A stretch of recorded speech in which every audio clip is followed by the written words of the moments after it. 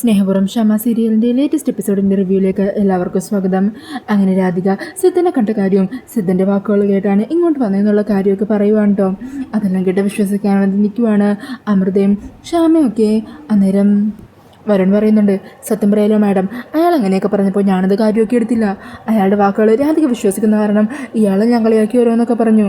ഇപ്പം തന്നെ അമ്മയുടെ അരികെ വരണമെന്ന് പറഞ്ഞപ്പോൾ അതൊക്കെ വേണമെന്ന് വരെ ചോദിച്ചതാ. പക്ഷേ ഇവിടെ എത്തിയപ്പോൾ കണ്ട കാഴ്ച സത്യം പറയാലോ അല്പമൊന്ന് വൈകിയിരുന്നെങ്കിൽ ചിന്തിക്കാൻ പോലും പറ്റുന്നില്ല. അന്നേരം അതെല്ലാം കേട്ട് അമൃത പറയണേ, എന്നാണെങ്കിലും ഭഗവാൻ അനുഗ്രഹം രണ്ടുപേരുടെ ഒപ്പം ഉണ്ട്. അതുകൊണ്ടല്ലേ ഭഗവാന്റെ രൂപത്തിൽ ആ സിദ്ധനോട് എത്തിയത്, അല്ലാതെ മറ്റെന്ത് പറയാനതിന്. അത് ഏട്ടത്തി പറഞ്ഞത് ശരിയാണ്. ഭഗവാൻ തന്നെയാണ് നേരിട്ട് വന്ന് മോളുടെ കാര്യം പറഞ്ഞത്. അന്നേരം രാധിക പറയുന്നുണ്ട്, അക്കാര്യത്തിൽ എനിക്കൊരു സംശയമില്ല. അമ്മക്ക് അപകടമാണെന്ന് എൻ്റെ മുഖത്ത് നോക്കി തന്നെ പറഞ്ഞു. അമ്മേനെ കൂടുതൽ സൂക്ഷിക്കണം. എന്നാലും വരുൺ, ആ ബെഞ്ചമിൻ എത്രത്തോളം വിശ്വാസമുള്ളവനായിട്ട് നമ്മുടെ മുമ്പിൽ അഭിനയിച്ചത്. എന്തായിരുന്നു അവനെക്കുറിച്ചുള്ള നമ്മുടെ ചിന്തയൊക്കെ. എന്നിട്ട് അവനിപ്പോൾ ഇങ്ങനെ അടുത്തനായി പോയല്ലോ. ഇപ്പോഴും ആലോചിക്കുമ്പോൾ ഒന്നും ഉൾക്കൊള്ളാൻ പറ്റുന്നില്ല. ഈ സമയം വരുൺ പറയണേ, അതേടോ രാധികെ, അവൻ നമ്മളെല്ലാം വിദഗ്ധമായിട്ട് പറ്റിക്കുമായിരുന്നു. കണിമംഗലത്ത് കയറി കൂടാനായിട്ടുള്ള അവൻ്റെ നാടകമായിരുന്നു നമ്മുടെ മുമ്പിൽ നടത്തിയതെല്ലാം. കണിമംഗലത്തിൽ അവൻ കയറിയതിനു ശേഷം നമ്മുടെ കമ്പനിയെ നശിപ്പിക്കാനായിട്ട് ഓരോന്നൊക്കെ ചെയ്തു. അങ്ങനെയാണ് കമ്പനി ഇപ്പോൾ ഈ അവസ്ഥയിലെത്തിച്ചത്. ഇത്രയും വലിയ സാമ്പത്തിക ബാധ്യത ഞങ്ങളുടെ തലയിലാക്കിയത് അവൻ്റെ പിന്നിൽ മറ്റാരൊക്കെയുണ്ട്. എന്താണെങ്കിലും കണിമംഗലത്തെ നശിപ്പിക്കാനായിട്ട് ഉപയോഗിച്ച ആയുധം എന്താണെന്ന് നമ്മൾ തിരിച്ചറിഞ്ഞു. പക്ഷേ ആ ശത്രു ആരാണെന്നും കൂടി കണ്ടെത്തിയേ പറ്റുള്ളൂ. എന്നാണെങ്കിലും ഇന്ന് ഞങ്ങൾ എങ്ങോട്ടും പോകുന്നില്ല, ഇവിടെ തന്നെ ഉണ്ടാകും. അതേക്കുമ്പോൾ ക്ഷമ പറയണേ, അയ്യോ അതിൻ്റെയൊക്കെ ആവശ്യമുണ്ടോ, ഇപ്പോൾ പ്രത്യേകിച്ച് കുഴപ്പമൊന്നുമില്ലല്ലോ. ഈ സമയം വരുൺ പറയണേ, എൻ്റെ മാഡം, ഇയാളെ ഞാൻ ഈ അവസ്ഥയിൽ കൂട്ടിക്കൊണ്ടുപോയാൽ ഇയാൾക്കവിടെ സമാധാനമായിട്ടിരിക്കാൻ പറ്റുമോ? ഒരിക്കലും ഇല്ല. ആ സ്ഥിതിക്ക് ഇവിടെ തന്നെ നിൽക്കുന്നതാണ് നല്ലത്. അതെ അമ്മേ, ഞങ്ങളിന്ന് ഇവിടെ തന്നെ ഉണ്ടാകും. അമ്മ ഇനിയൊന്നും പറയണ്ട. പിന്നീട് ബെഞ്ചമിൻ ചന്ദ്രശേഖരനോടും ഗൗതമനോടും നടന്ന കാര്യങ്ങളൊക്കെ പറയുന്നതാണ്. ബെഞ്ചമിൻ പറയുന്നതാണ്, എന്നാലും അകൃത്യസമയത്ത് തന്നെ ആ വരൻ അവിടെ എത്തുമെന്ന് ഞാൻ സ്വപ്നത്തിൽ പോലും വിചാരിച്ചില്ല. അതാ എൻ്റെ പ്ലാനെല്ലാം തകർത്തത്. അല്ലായിരുന്നെങ്കിൽ ആ ക്ഷമയുടെ മരണ വാർത്ത കേൾക്കായിരുന്നു എന്ന്. അവൻ വന്നതിനെ കൈയോടെ പിടികൂടിയെന്ന് മാത്രമല്ല, ഞാൻ ആരാണെന്ന് കണ്ടുപിടിക്കുകയും ചെയ്തു. ഈ സമയം ഗൗതം പറയണേ, എനിക്കെന്തോ ഇതൊക്കെ കേട്ടിട്ട് വലിയ അത്ഭുതമൊന്നും തോന്നുന്നില്ല. ഞാൻ പറഞ്ഞിട്ടില്ല അച്ഛാ, അവരുടെ കാര്യത്തിൽ ഇടയ്ക്കിടയ്ക്ക് സംഭവിക്കാറുള്ള ദൈവത്തിൻ്റെ കാര്യം അത് തന്നെയായതായിട്ടും എനിക്ക് തോന്നിയിട്ടുള്ളത്. ഈ സമയം പരമേശ്വരൻ പറയുന്നുണ്ട്, ബെഞ്ചമിൻ, എന്താണെങ്കിലും തന്നെ അവർ തിരിച്ചറിഞ്ഞു കഴിഞ്ഞു. ഇതിലൂടെ ഇതിനു മുമ്പ് രാധികയ്ക്കും ക്ഷാമക്കും എതിരെ നടന്ന അറ്റാക്കിന് പിന്നിലും താനാണെന്ന് അവർക്ക് മനസ്സിലായിട്ടുണ്ടാകും. എന്താണെങ്കിലും അവർ പോലീസിൽ ഇൻഫോം ചെയ്തു കാണും. തൻ്റെ തലയിൽ ഇപ്പം തന്നെ ഒരുപാട് കേസുകളുണ്ട്. വിശ്വാസവഞ്ചന, സാമ്പത്തിക തട്ടിപ്പ്, ഇപ്പോൾ കൊലപാതക ശ്രമവും കൂടി. അതുകൊണ്ട് തന്നെ എങ്ങാനും പോലീസുകാരുടെ കൈ കിട്ടിയാലുണ്ടല്ലോ, തന്നിലൂടെ ഞങ്ങളും കൂടി അകത്താകും. അത് കാരണം തൽക്കാലം ബെഞ്ചമിൻ, താൻ കുറച്ച് നാളത്തേക്ക് ഇവിടുന്ന് മാറി നിൽക്കുന്നത് തന്നെയാണ് നമുക്ക് നല്ലത്. ഒരു കാരണവശാലും താൻ പോലീസിൻ്റെ പിടിയിൽ അകപ്പെടാൻ പാടില്ല. എന്താണെങ്കിലും താനിവിടെ നിന്ന് മാറി നിൽക്കുന്നതെന്ന് വെച്ച് ഞങ്ങളും മാളത്തിൽ ഒളിക്കാനൊന്നും തീരുമാനിച്ചിട്ടില്ല. എനിക്ക് ചെയ്തു തീർക്കേണ്ട കാര്യങ്ങളെല്ലാം ചെയ്തു തീർത്തേ പറ്റുള്ളൂ. ഇപ്പോൾ ഈ സമയത്ത് ഞാൻ ജയിച്ചില്ലെങ്കിൽ പിന്നീട് ഒരിക്കലും എനിക്ക് ജയിക്കാൻ പറ്റില്ല. അതുകൊണ്ട് ഞാൻ തീരുമാനിച്ച കാര്യങ്ങൾ ഞാൻ നടത്തിയിരിക്കും. ഇപ്പോൾ താൻ ഒരുക്കി തന്ന കളത്തിലാണ് ഞാനിപ്പോൾ നിറഞ്ഞാടാൻ തുടങ്ങുന്നത്. എല്ലാം ഞാൻ ആഗ്രഹിച്ചതുപോലെ തന്നെ നടന്നു കഴിഞ്ഞിട്ടുണ്ടെങ്കിൽ പിന്നീട് കണിമംഗലം എൻ്റെ കൈപ്പിടിയിലാകും. അതിനുശേഷം തന്നെ ഞാനിവിടെ വിളിച്ചു വരുത്തും. താനും സാറേയും എൻ്റെ ഇടതും വലുതുമായിട്ടുണ്ടാകണം. നിങ്ങളല്ലായിരുന്നെങ്കിൽ എനിക്കതുപോലെ ഞാൻ ആഗ്രഹിച്ച കാര്യങ്ങൾ വിട്ടുപിടിക്കാൻ പറ്റില്ലായിരുന്നു. അന്നേരം അതെല്ലാം കേട്ടിട്ട് ബെഞ്ചമിൻ പറയുന്നുണ്ട്, സാർ, സത്യം പറയാലോ, പോലീസുകാരിപ്പോൾ എനിക്ക് പിറകെയുള്ള അന്വേഷണം ഊർജ്ജിതമാക്കിയിട്ടുണ്ട്. അതുകൊണ്ട് ഇവിടെ മാറി നിൽക്കുന്നത് തന്നെയായിരിക്കും ഏറ്റവും ബെസ്റ്റ് ആയിട്ടുള്ള ഓപ്ഷൻ. പക്ഷേ ഇങ്ങനൊരു സാഹചര്യത്തിൽ സാറിന് ഒറ്റയ്ക്ക് വിട്ട് ഇവിടെ നിന്ന് മാറി നിൽക്കുന്നതിൽ എനിക്ക് സങ്കടമുണ്ട്. പക്ഷേ മറ്റൊരു മാർഗ്ഗം മുമ്പിലില്ല. ഞാനിവിടെ നിൽക്കുന്നത് കാരണം സാറിനും കൂടി എന്തെങ്കിലും പ്രശ്നം വന്നു കഴിഞ്ഞാൽ അതെനിക്കൊട്ട് സഹിക്കാൻ പറ്റില്ല. അതുകൊണ്ട് തന്നെ ഞാൻ ഇവിടെ നിന്ന് പോകാൻ തീരുമാനിച്ചു. സാറിന് എന്താവശ്യം വന്നാലും എന്നെ വിളിക്കാം. പിന്നെ ഇപ്പോൾ തന്നെ കണിമംഗലം ഗ്രൂപ്പിൻ്റെ വരാനിരിക്കുന്ന ഫ്യൂച്ചർ ചെയർമാനെ എൻ്റെ വക ആശംസകൾ അറിയിക്കുവാണ്. അതേക്കുന്നതും ചന്ദ്രശേഖരന് സന്തോഷമാക്കണേ. ബെഞ്ചമിൻ, തനിക്കെന്ത് തോന്നുന്നു? ഞാൻ ആഗ്രഹിക്കുന്ന കാര്യങ്ങളൊക്കെ ഞാൻ നേടിയെടുക്കില്ലേ? പിന്നെ ഉറപ്പായും സാറിനെ കൊണ്ടത് പറ്റും. സാറിൻ്റെ ആചാരങ്ങൾ കാണാനാണ് ഞങ്ങളും ആഗ്രഹിക്കുന്നത്. അങ്ങനെ പറഞ്ഞാൽ നിൽക്കുവാണ്ടോ ബെഞ്ചമിൻ. പിന്നീട് കാണിക്കുന്നത് ക്ഷാമക്കൊപ്പം ക്ഷാമയുടെ റൂമിലിരിക്കുന്ന രാധികനെയാണ്. അന്നേരം രാധിക പറയുന്നുണ്ട്, അമ്മേനെ കൂടുതൽ സൂക്ഷിക്കണം. ഞാൻ എൻ്റെ അമ്മയെ തിരിച്ചറിഞ്ഞതേ ഉള്ളൂ. അമ്മയുടെ സ്നേഹം അനുഭവിക്കാൻ തുടങ്ങിയതേ ഉള്ളൂ. അപ്പോഴേക്കും എനിക്ക് എൻ്റെ അമ്മയെ നഷ്ടപ്പെട്ട അതെനിക്കൊരിക്കലും സഹിക്കാൻ പറ്റില്ല അമ്മേ. അന്നേരം രാധികയോട് ക്ഷമ പറയുന്നുണ്ട്, മോളിങ്ങനെ വിഷമിക്കാതിരിക്കുക, അതെല്ലാം കഴിഞ്ഞില്ലേ, എനിക്കൊരു കുഴപ്പം പറ്റിയില്ലല്ലോ. മോളെ, വരുണിൻ്റെ അരികിലേക്ക് ചെല്ല്, വരുണിൻ്റെ ഒപ്പം റൂമിൽ പോയി കിടന്നോ, അമ്മ ഇവിടെ ഇരുന്നോളാം. അന്നേരം രാധിക പറയണേ, ഇല്ല, ഞാനിന്ന് അമ്മയുടെ ഒപ്പം ഈ റൂമിൽ ഉറങ്ങുന്നത്. വരുണിനോടും അക്കാര്യം ഞാൻ പറഞ്ഞു കഴിഞ്ഞു. വരുൺ അതിനൊരു കുഴപ്പമില്ല. ഇനി ഏതെങ്കിലും ശത്രുക്കൾ വന്നാലും എനിക്ക് എൻ്റെ അമ്മയോടൊപ്പം ഉണ്ടാകണം. നമ്മളെ രണ്ടുപേരെ ഒരുമിച്ച് അവരില്ലാതാക്കിയാൽ ഒരു കുഴപ്പമില്ല. എനിക്ക് ഒരു സങ്കടം ഉണ്ടാവില്ല. അന്നേരം ശ്യാമ പറയുന്നുണ്ട്, മോള് നീ എന്തൊക്കെയാണ് പറയുന്നത്?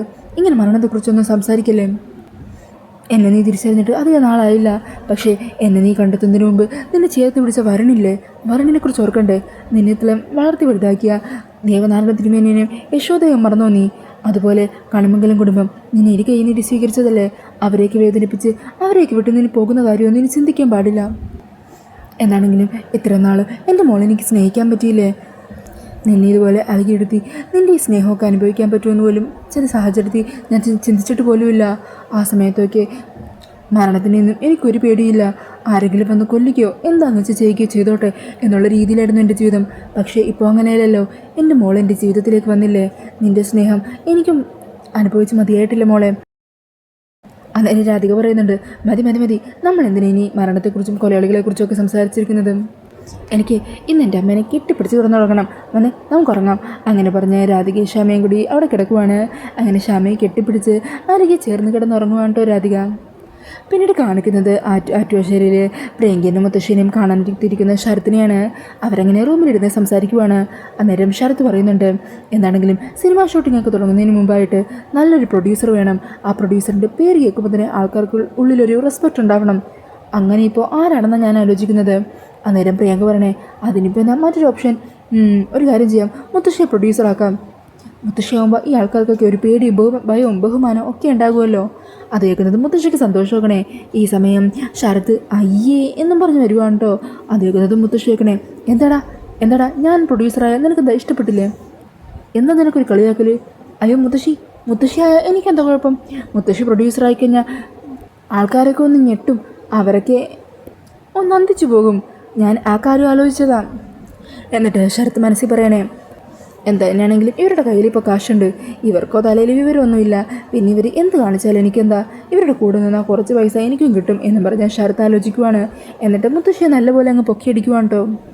പ്രിയങ്കി നീ നോക്കിക്കോ, ഒരു 2-3 സിനിമകൾ കഴിഞ്ഞ് കഴിഞ്ഞാൽ പിന്നെ ഈ നാട് മാത്രമല്ല ഈ ലോകം മുഴുവൻ മുത്തശ്ശീൻ്റെ പേര് അറിയപ്പെടും.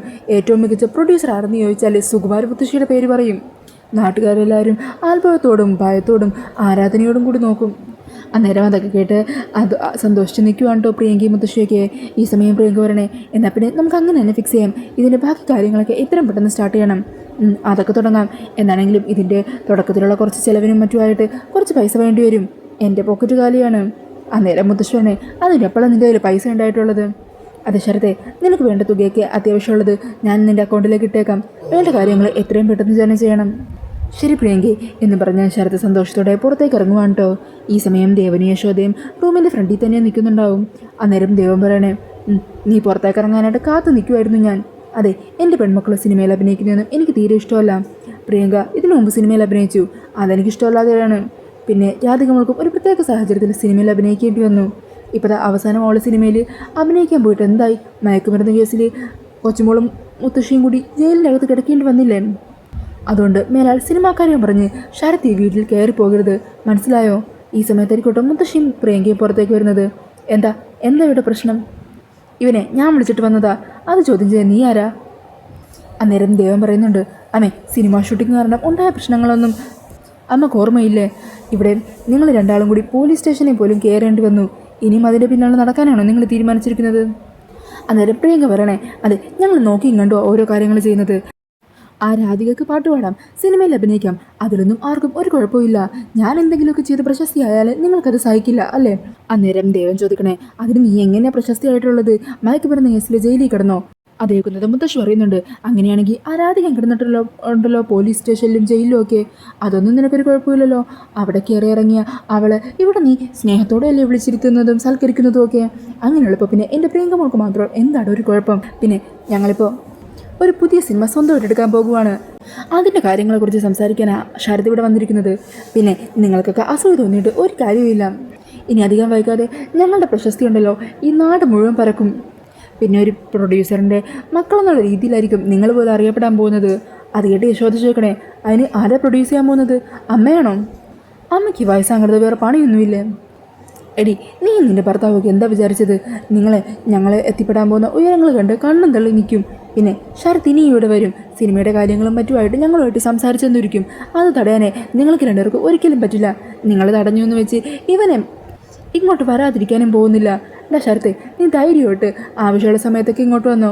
നിന്നെ ഇവിടെ ആരും വിലക്കാനൊന്നും പോകുന്നില്ല, നീ ചെല്ലിപ്പോ. അങ്ങനെ ശരത്ത് അവിടെ നിന്നും പോകുവാണ്.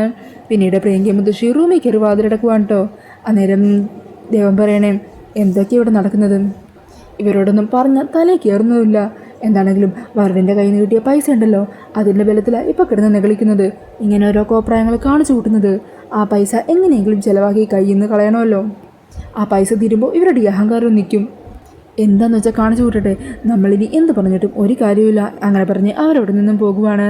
പിന്നീട് കാണിക്കുന്നത് ശ്യാമയുടെ വീട്ടിലേക്ക് എത്തുന്ന ACPനെ ആണ് കേട്ടോ. അങ്ങനെ വരണും രാധികയും അതുപോലെ ശ്യാമയും അമൃത എല്ലാവരും ACPൻ്റെ അരികിൽ നിന്ന് സംസാരിക്കുന്നുണ്ട്. ഈ സമയം ശ്യാമേനും രാധികയും അടുത്ത് കാണുന്നതും ACP രണ്ടുപേരും ഒന്ന് നോക്കുക. എന്നിട്ട് പറയണേ, ശ്യാമ മേഡം നടത്തിയ നാടകത്തെക്കുറിച്ചൊക്കെ കുറച്ച് നാൾ മുമ്പേ ഞാൻ മനസ്സിലാക്കിയതാ. എന്താണെങ്കിലും അമ്മയും മോളും ഒന്നിച്ചല്ലോ, സന്തോഷമായി. ഇന്നലെ രാത്രി കൊലപാതക ശ്രമം എങ്ങനെയാണ് ഉണ്ടായത്, അതിൻ്റെ ഡീറ്റെയിൽസ് ഒന്ന് പറയാമോ? അങ്ങനെ അമൃത നടത്ത കാര്യങ്ങളൊക്കെ പറയുവാണ്. ഞാൻ ക്ഷമയെ സംസാരിച്ചിരിക്കുമായിരുന്നു. പിന്നീട് അടുക്കളയിൽ എനിക്ക് കുറച്ച് ജോലിയുണ്ടായിരുന്നു. അങ്ങനെ ജോലിയൊക്കെ തീർത്ത് ഞാൻ വാതിലടച്ച് വന്നതാ. ആ സമയം ഷ്യാമയും റൂമിലേക്ക് ഉറങ്ങാൻ പോകുമായിരുന്നു. അപ്പോഴാണ് ആ ബെഞ്ചമിൻ കൊലക്കത്തിയുമായിട്ട് ഷ്യാമയുടെ പിന്നാലെ ചെന്നത്. അല്ല, അപ്പോൾ അടുക്കള വാതിൽ തുറന്നു കിടക്കുമായിരുന്നു. അതെ, ഞാൻ പറഞ്ഞില്ലേ ഞങ്ങൾ സംസാരിക്കുമായിരുന്നു എന്ന്. സംസാരം കഴിഞ്ഞ് ഞാൻ അടുക്കള എത്തിയതും വാതിൽ തുറന്നു കിടക്കുമായിരുന്നു. അങ്ങനെ വാതിലൊക്കെ അടച്ച് ഞങ്ങൾ അകത്തേക്ക് പോയി. അപ്പോൾ അതിനുള്ളിൽ തന്നെ കൊലപാതകി അകത്ത് കടന്നിട്ടുണ്ടായിരുന്നു അല്ലേ? അതെ സാർ. വരൺ ഇന്നലെ തന്നെ ബെഞ്ചമിൻ്റെ ഫോട്ടോ അയച്ചല്ലോ, അത് എല്ലാ സ്റ്റേഷനിലേക്കും അയച്ചിട്ടുണ്ടായിരുന്നു, ഡീറ്റെയിൽസ് അയച്ചു. പക്ഷേ ഇതുവരെ കണ്ടെത്താൻ കഴിഞ്ഞിട്ടില്ല. ഇത്രയും നാളിൽ നിങ്ങൾക്കൊപ്പം നിന്ന കൊലയാളിയല്ലേ അവൻ. ഒളിക്കാനുള്ള താവളങ്ങളൊക്കെ ഇതിനോടൊക്കെ തന്നെ കണ്ടെത്തി കാണുമല്ലോ. എന്നാലും വരണിനെ പോലെ ഇത്രയും സക്സസ്ഫുള്ളായിട്ട് റണ്ണിങ് ആയിട്ടുള്ള ഒരു ബിസിനസ്സുകാരന് എങ്ങനെയാണ് ഇതുപോലെ ഒരു അബദ്ധം പറ്റിയെന്നാണ് എനിക്ക് വിശ്വസിക്കാൻ പറ്റാത്തത്. അന്നേരം രാധിക പറയണേ, സാർ അയാൾ കണിമംഗലത്ത് കയറിക്കൂടാൻ വേണ്ടി വളരെ മുമ്പ് തന്നെ ഞങ്ങളുടെ മുമ്പിൽ വരികയും അതിന് വേണ്ടിയിട്ടുള്ള ഓരോ കാര്യങ്ങളായിട്ട് ചെയ്തു കൂട്ടി ഞങ്ങളുടെ മനസ്സിൽ നല്ലൊരു ഇമേജ് ക്രിയേറ്റ് ചെയ്യുകയും ചെയ്തു. അതൊരു ചതിയായിരുന്നു എന്ന് ആ സമയത്ത് ഞങ്ങൾക്ക് തിരിച്ചറിയാൻ പറ്റിയില്ല. അതിൻ്റെ ഫലമായിട്ടാണ് ഇപ്പോൾ ഞങ്ങളുടെ കുടുംബത്തിന് എല്ലാം നഷ്ടപ്പെട്ടുകൊണ്ടിരിക്കുന്നത്. കണിമംഗലം കുടുംബത്തിനെ ഈ ഒരു അവസ്ഥയിൽ എത്തിച്ചത് തന്നെ അവൻ്റെ കളികളാണ്. അന്നേരം വരൺ പറയണേ, അവൻ്റെ പിന്നിൽ അവൻ ഇതിനുപയോഗിച്ചുകൊണ്ട് മറ്റാരോ കളിക്കുന്നുണ്ട്. ആ യഥാർത്ഥ ശത്രു ആരാണെന്ന് കണ്ടെത്തണം. അതിനു വേണ്ടിയുള്ള കാര്യങ്ങൾ സാർ ഞങ്ങൾക്ക് ചെയ്തു തന്നെ. അന്നേരം ACP പറയുന്നുണ്ട്, എന്താണെങ്കിലും ഇപ്പോൾ നടന്ന കാര്യങ്ങളിൽ നിന്നും ഒരു കാര്യം ഉറപ്പാണ്, ആ വന്നിരിക്കുന്നത് ശ്യാമമഠത്തിൻ്റെ ശത്രുവല്ല. കാരണം ഇതിനു മുമ്പ് തന്നെ അയാളെ രാധികയെ കൊല്ലാനും നോക്കിയിട്ടുണ്ടല്ലോ. മാത്രമല്ല കണിമംഗല ഗ്രൂപ്പിൻ്റെ തകർച്ചയായിരുന്നു അയാളുടെ ലക്ഷ്യം. ആ തകർച്ചയിൽ നിന്നും ശ്യാമമേടം കൈകയറ്റാൻ ശ്രമിക്കുന്നുവെന്ന് മനസ്സിലാക്കിയത് കൊണ്ട് മാത്രമാണ് ശ്യാമ മേഡത്തിന് നേരെ ഇപ്പോൾ ഒരു അറ്റാക്ക് ഉണ്ടായത്. കണിമംഗലം ഇപ്പോൾ ബാധിച്ചിരിക്കുന്ന അവസ്ഥയിൽ നിന്ന് ഒരിക്കലും രക്ഷപ്പെട്ടു വരരുതെന്ന് ആഗ്രഹിക്കുന്ന ആരോ ഒരാളുണ്ട്. യഥാർത്ഥത്തിൽ ശത്രു കണിമംഗലത്തിൻ്റെതാണ്. അതുകൊണ്ട് തന്നെ വരുണിൻ്റെ അച്ഛനും ചേട്ടനും ഒക്കെ കൂടുതൽ സൂക്ഷിക്കേണ്ടിയിരിക്കുന്നു. എപ്പോൾ വേണമെങ്കിലും അവർക്ക് നേരെ ഒരു അറ്റാക്ക് ഉണ്ടാക്കാം. അങ്ങനെയുള്ള ACPയുടെ വാക്കുകളൊക്കെ കേട്ട് ടെൻഷനോട് കൂടി നിൽക്കുന്ന വരുണിനെയും രാധികനെയും കാണിച്ചുകൊണ്ടാണ് കേട്ടോ എപ്പിസോഡ് തീരുന്നത്. പിന്നീട് നാളത്തെ എപ്പിസോഡിൻ്റെ പ്രൊമോയിൽ കാണിക്കുന്നത് പുറത്തുനിന്ന് സംസാരിക്കുന്ന പ്രിയങ്കേനെയും മുത്തശ്ശീനെയും ശരത്തിനെയുമാണ് കേട്ടോ. അന്നേരം ശരത്ത് പറയുന്നുണ്ട്, അതെ മുത്തശ്ശീനെ ഞാൻ ഇന്നുകൂടിയേ മുത്തശ്ശി എന്ന് വിളിക്കുകയുള്ളൂ, പിന്നെ എനിക്ക് അങ്ങനെ വിളിക്കാനുള്ള അവകാശമില്ല. അന്നേരം മുത്തശ്ശി ഞെട്ടലോട് ചോദിക്കണേ, അതെന്താടാ?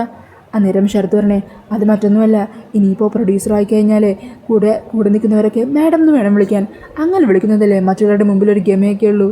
അത് കേട്ട സന്തോഷത്തോടെ കൂടി നിൽക്കുവാണ്ടോ മുത്തശ്ശിയും പ്രിയങ്കയൊക്കെ. പിന്നീട് കാണിക്കുന്നത് ബാങ്കിൽ നിന്നും പരമേശ്വരനെ വീണ്ടും അവിടുത്തെ മാനേജർ വിളിക്കുന്നുണ്ട്. അതെ സാർ, ഇവിടുത്തെ കാര്യങ്ങളൊക്കെ ആകെ പ്രതിസന്ധിയില്ല. എത്രയും പെട്ടെന്ന് ജപ്തി നടപടികളിലേക്ക് പോകണമെന്നാണ് സോണൽ ഓഫീസർ പറയുന്നത്. ഞങ്ങൾക്ക് വേറെ മാർഗ്ഗമൊന്നുമില്ല, അത്രയ്ക്ക് പ്രഷറിലാണ്. ഈ സമയം പരമേശ്വരൻ പറയുന്നുണ്ട്, ഞാൻ കാര്യങ്ങളൊക്കെ സോർട്ട് ഔട്ട് ചെയ്യാനുള്ള മാർഗ്ഗങ്ങൾ നോക്കിക്കൊണ്ടിരിക്കുകയാണ്. കുറച്ച് സാവകാശത്തിനുള്ളിൽ തന്നെ എല്ലാം റെഡിയാക്കാൻ പറ്റും. അന്നേരം അയാൾ പറയുന്നുണ്ട്, പക്ഷേ എത്രയും പെട്ടെന്ന് തന്നെ ജപ്തി നടപടികൾ വേണം എന്നാണ് ബാങ്കിൽ നിന്നുള്ള ഓർഡർ. ഞങ്ങൾക്കത് അനുസരിക്കാതെ മറ്റു മാർഗ്ഗങ്ങളില്ല. അങ്ങനെ ആ വാക്കുകളൊക്കെ കേട്ട് എന്ത് ചെയ്യണം എന്നറിയാതെ ടെൻഷനിൽ നിൽക്കുവാണ്ടോ പരമേശ്വരൻ. അപ്പോൾ ഇതൊക്കെയാണ് പ്രൊമോയിൽ കാണിക്കുന്നത്. ഈ ഒരു റിവ്യൂ ഇഷ്ടമായിട്ടുണ്ടെങ്കിൽ മറക്കാതെ വീഡിയോ ഒന്ന് ലൈക്ക് ചെയ്യണേ. ഇതുപോലുള്ള കൂടുതൽ റിവ്യൂസിനായിട്ട് ഈ ചാനൽ ഒന്ന് സബ്സ്ക്രൈബ് ചെയ്തും കൂടി സപ്പോർട്ട് ചെയ്യണേ. താങ്ക്